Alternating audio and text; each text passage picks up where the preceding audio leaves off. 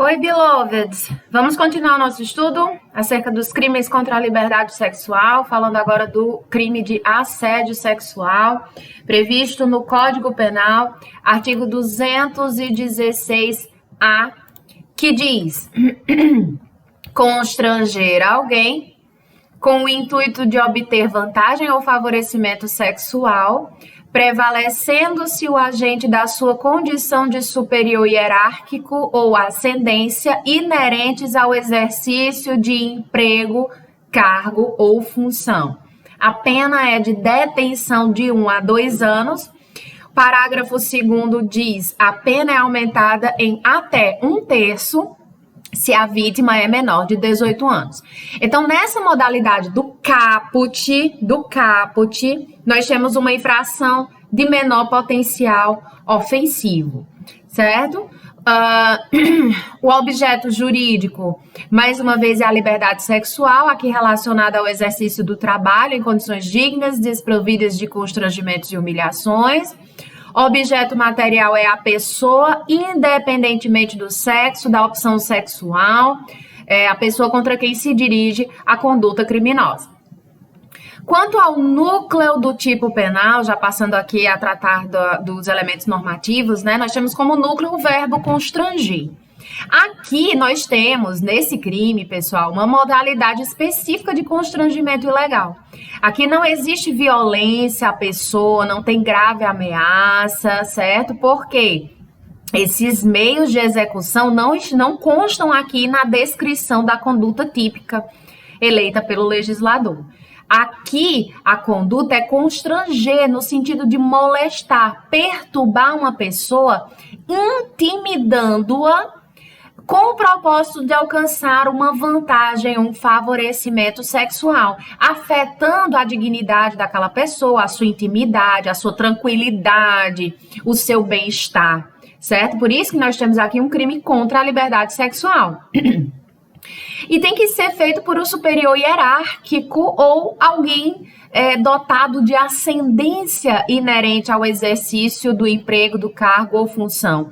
Esse superior hierárquico ou esse ascendente, ele constrange, ascendente no sentido de emprego relacionado aqui no viés privado, tá? Constrange o subalterno, o inferior, hierarquicamente ou na carreira, né, a realizar os seus desejos sexuais, aproveitando de quê? Dos poderes que lhes são conferidos pela relação de trabalho. Então, exemplos clássicos de assédio sexual por exemplo, impor uma condição para alguém para que essa pessoa seja promovida, tá, nos quadros funcionais. E impõe condições como, por exemplo, a prática de atos libidinosos ou a ameaça de demissão se o subordinado ou a subordinada se recusar a satisfazer os anseios sexuais do superior. E essa intimidação, portanto, tem que ser séria, né? Não podem ser somente flertes ou gracejos, não são abrangidos aqui pela lei penal.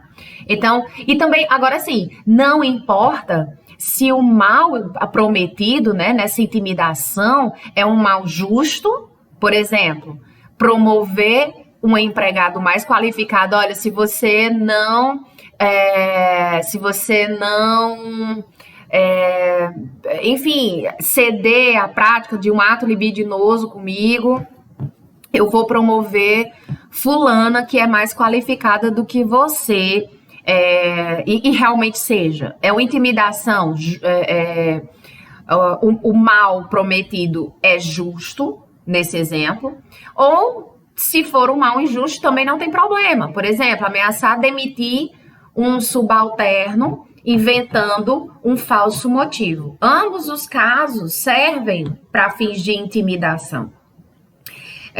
Em ambos esses exemplos que eu cometi, o crime vai estar caracterizado, porque basta o medo causado ao subordinado com a finalidade de obter alguma vantagem sexual, certo? Então, aqui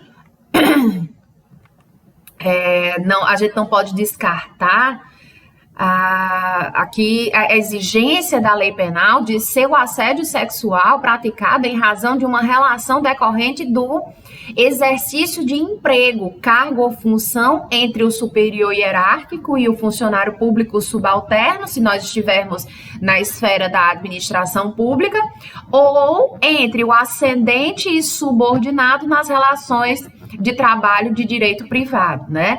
E aí tem que haver uma dependência entre o constrangimento e a relação laborativa. Então, se o assédio ocorrer fora do ambiente de trabalho, desvinculado da posição hierárquica ou da ascendência inerente ao exercício do emprego, cargo ou função, nós não temos o crime do 216-A. O que mais? Quanto aos sujeitos do crime, nós temos aqui, pessoal, um crime próprio, certo? Um crime próprio. Então, sujeito ativo é um crime próprio, somente pode ser cometido por alguém que se encontre na posição de superior hierárquico da vítima, se nós tivermos uma relação de direito público, né, decorrente do poder hierárquico atinente à administração pública. Por exemplo, o juiz de direito, o escrevente, o promotor de justiça, sua assistente, ou tenha, no tocante a ela, uma ascendência, tá, hierárquica. Na relação de direito privado é assim que nós chamamos, tá? Exemplo, o patrão, a empregada doméstica, a advogada, a secretária. Seja essa ascendência inerente ao exercício de emprego, cargo ou função. Então, não existe o delito de assédio sexual quando o responsável pelo constrangimento à vítima estiver na mesma posição dela ou uma posição inferior a ela na relação de trabalho. Sujeito passivo é a pessoa em situação inferior relativamente a quem ocupa a posição de superior hierárquico ou de ascendência inerente ao cargo, ao emprego, à função. E como o tipo penal não faz distinção, não importa o sexo, a opção sexual da pessoa, né, dos envolvidos no assédio sexual. Então, pode ser praticado por homem contra mulher, homem contra homem, mulher contra mulher, mulher contra homem, não importa. Quanto à questão dos professores e alunos, tá? Nada obstante essa posição de autonomia, de superioridade entre professor e aluno, não se caracteriza o crime de assédio sexual entre tais pessoas, porque não existe a relação derivada do exercício do emprego, cargo ou função da parte dos discentes, né, dos alunos, que não são funcionários de estabelecimento de ensino. Porém, apesar disso ser o posicionamento do STF e da esmagadora doutrina, já que a própria lei coloca como um elemento normativo do tipo que existe essa relação de emprego, cargo ou função entre o sujeito ativo e o passivo, o Superior Tribunal de Justiça já decidiu em sentido contrário, certo? Então, ele colocou que o STJ entende que existe uma relação de ascendência, tá? Por parte do docente, no caso de violação de um dos seus deveres funcionais e morais, por exemplo, atribuir nota, reconhecer o mérito, aprovar o aluno, por eventual barganha sexual, certo? E aí o STJ entende que, no caso do professor e aluno, pode sim haver a prática desse crime de assédio sexual, tá? Agora, obviamente que se presente o constrangimento do aluno com o intuito de obter uma vantagem ou favorecimento sexual mediante o emprego de violência ou grave ameaça, aí nós temos a possibilidade mesmo do crime de estupro, né? Dependendo aí do caso concreto. Quanto aos líderes religiosos e os seus seguidores, eles gozam, né, de um respeito, uma subserviência dos seus seguidores, mas não existe uma relação inerente a cargo, emprego ou função. Então, consequentemente, nós não temos o crime, nós não temos o constrangimento do líder religioso dirigido a um fiel com o intuito de obter uma vantagem ou favorecimento sexual, acarretando o crime do 216-A. Não, tá? Se ele constrange um fiel para obter uma vantagem ou um favorecimento sexual, pode configurar o crime de estupro, né? E aí vai ser avaliado o caso concreto. desde que o meio de execução exista, né, a violência ou grave ameaça à pessoa, pode ocorrer aí mesmo também um crime de estupro, beleza? A prostituta também pode ser vítima do crime do assédio sexual, ok, pessoal? Então, por exemplo, uma mulher funcionária de uma determinada empresa, na condição de secretária, realiza programas sexuais no período noturno. Seu chefe descobre essa outra atividade e constrange para fins sexuais, sob pena de revelar o seu segredo ao diretor da empresa e que por isso ela seja demitida. Então, isso está caracterizado, sim, o crime de assédio sexual. Elemento subjetivo é o dolo, não basta o dolo genérico, é necessário o especial fim de agir do agente, que é o elemento subjetivo específico, representado pela expressão com o intuito de obter vantagem ou favorecimento sexual.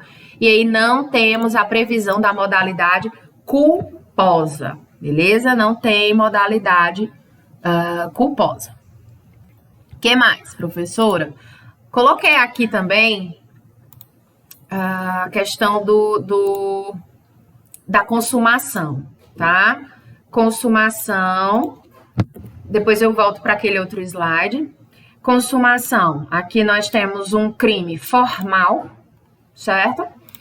Ou seja, consuma-se no momento do constrangimento ocasionado à vítima, com o intuito de obter a vantagem ou favorecimento sexual, ainda que não se realize o ato desejado pelo ascendente ou pelo superior hierárquico. Para a consumação não é necessário que ele consiga obter essa vantagem ou esse favorecimento sexual. Não, é crime formal. Basta praticar o núcleo do tipo penal, que é o verbo constranger. Constranger está consumado, certo? Se vier uma vantagem ou um favorecimento sexual, aí nós teremos um exaurimento do delito e o juiz vai apreciar isso como circunstância judicial desfavorável na hora da dosimetria da pena, né? Lá como consequência do crime, beleza? Artigo 59, caput do Código Penal. Tentativa, é possível? É, certo? É um crime plurissubsistente. Por exemplo, o gerente de um banco encaminha à caixa da agência um e-mail prometendo uma avaliação negativa se ela não tiver relações sexuais com ele. E aí teve uma falha no servidor da internet e a mensagem não chega até a ela. Nós temos aí uma tentativa, ou faz isso por meio de bilhete, o bilhete é interceptado por uma terceira pessoa, também é possível a tentativa, tá? A ação penal é pública incondicionada. Vou voltar aqui o slide para comentar a respeito dessa causa de aumento de pena do artigo 216A do parágrafo 2º, ok? E aqui, cuidado, porque você pode pensar, professora, mas não tem aqui, diz aqui que a pena é aumentada de até um terço se a vítima é menor de 18 anos. Pessoal, a Constituição Federal permite o trabalho de pessoas com 16 e 17 anos de idade, desde que não seja noturno, perigoso ou insalubre, tá? Artigo 7º da Constituição Federal. Já para os adolescentes que tenham 14, 15 ou 16 anos, né, entre 14 e 16 anos, tem o trabalho na condição de aprendiz. Então, se essas pessoas podem trabalhar, nada impede que elas sejam vítimas de assédio sexual. Agora, cuidado, tá, com o que eu vou colocar aqui, ó. Ficou melhor aqui nesse slide, certo? Então, cuidado, porque nessa modalidade majorada, né, com essa majorante, nós temos aqui um crime de elevado potencial ofensivo. Então, já não cabem mais os benefícios lá da 9.099/95, que é o rito dos juizados especiais criminais que se aplica na modalidade do caput. E um cuidado. O parágrafo 2º do Código Penal prevê esse aumento de pena se a vítima é menor de 18 anos. Só que a gente tem que interpretar essa redação de forma restritiva, pois existem algumas situações em que a idade da vítima ou alguma condição peculiar muda a tipicidade, muda o crime. Se a vítima tiver menos de 14 anos de idade, ou seja qual for a idade, ela for uma pessoa vulnerável, ou seja, sem discernimento para a prática do ato, ou sem capacidade de resistência, vai estar caracterizado o crime de estupro de vulnerável do 217A, seja consumado, seja tentado, aí vai depender do caso concreto, certo? E outro cuidado também, né? Do artigo 28, inciso 1 do Código Penal, nos coloca que a paixão não exclui a imputabilidade penal. Então, assim, a paixão do superior hierárquico ou ascendente pela funcionária, né? Ou pelo funcionário subalterno, autoriza o assédio sexual? Claro e evidente que não, né? Só que a lei não tem como tirar das pessoas o sentimento, né? O direito de se apaixonarem, de se relacionarem sexualmente também. O superior hierárquico pode se apaixonar por uma pessoa que ocupa um cargo, um emprego ou uma função inferior à dele. Então, se ele vier a flertar, paquerar, tentar conquistar alguém no ambiente de trabalho para ter uma relação sexual ou uma relação afetiva, o fato é atípico, porque não tem o elemento normativo subjetivo, né? Ou não tem o elemento subjetivo específico, que é com o intuito de obter vantagem ou favorecimento sexual. Não tem, tá? Então, vamos lá. Existem algumas situações que você deve pensar no caso concreto. Por exemplo, o superior insiste a uma pessoa subalterna que namore com ele, que case com ele, mas sem usar qualquer tipo de intimidação. Nós não temos o crime de assédio sexual, tá? Outra situação, o superior proíbe aquela pessoa subalterna, propõe à pessoa subalterna uma relação sexual, sem intimidação. Também não temos o assédio sexual. Agora, se o superior constrange a pessoa subalterna com o intuito de obter uma vantagem ou favorecimento sexual, utilizando intimidação com amparo nos poderes, advindos de sua posição hierárquica ou de ascendência, aí sim nós temos o crime de assédio sexual, beleza? Não deixem de ler a doutrina sobre esse tema, pessoal.